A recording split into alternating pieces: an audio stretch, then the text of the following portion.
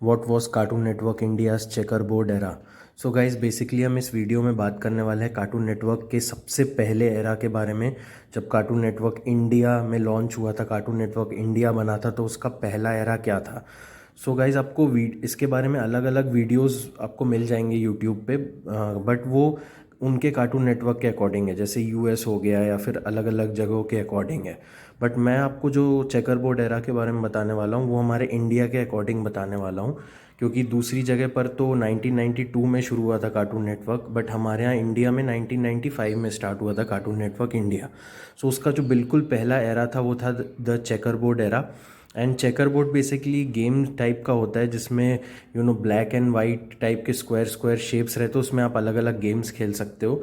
सो जो भी प्रोमोज आते थे, जो भी एड्स आते थे, वो ऐसे चेकर बोर्ड टाइप के शेप में आते थे, ब्लैक एंड वाइट टाइप के शेप में आते थे।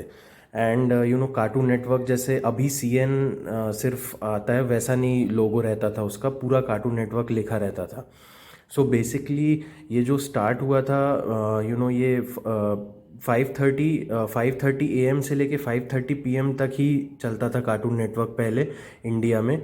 क्योंकि वो फुल 24 आवर चैनल नहीं बना था उस टाइम तक, वो 2001 में जाके बना था। बट उसके पहले 5:30 सुबह के 5:30 बजे से लेके शाम के 5:30 बजे तक वो कार्टून नेटवर्क इंडिया रहता था। एंड देन उसके बाद कुछ वो टर्नर के क्लासिक मूवीज़ टाइप का ऐसा कुछ चैनल बन जाता था, TNT का चैनल बन जाता था। तो ऐसा टाइप का पूरा स्केड्यूल रहता था रोज़। सो इसके जो काफ़ी सारे उस टाइम पर अलग अलग कार्टून्स लिए गए। उनमें से कुछ कार्टून्स ज़्यादातर तो हैना बारबेरा के ही थे, जैसे कि Yogi Bear, Top Cat, the Flintstones, the Jetsons, Scooby Doo. And उस टाइम पर ये टॉम एंड जेरी भी आना स्टार्ट हो गया था, ड्रूपी एंड स्पाइक आता था।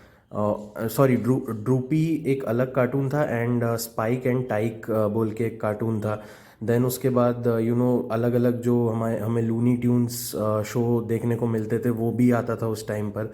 सो यही बेसिकली वो जो मैंने आपको टाइम स्लॉट बताया, 5:30 से लेके सुबह 5:30 से लेके शाम को 5:30 बजे तक, इन्हीं शोज़ को रिपीट कर करके दिखाया जाता था।